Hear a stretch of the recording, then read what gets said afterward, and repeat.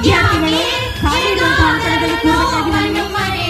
47, 48 ಮತ್ತು 51 ಖಾಲಿ ಇದೆ.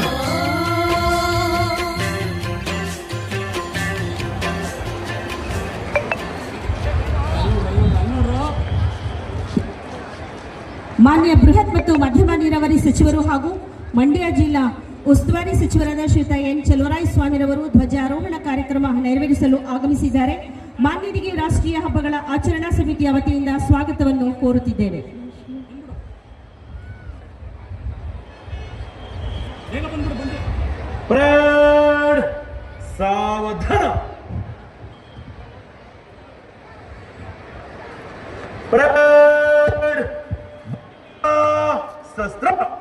ಇದೀಗ ರಾಷ್ಟ್ರಪಿತ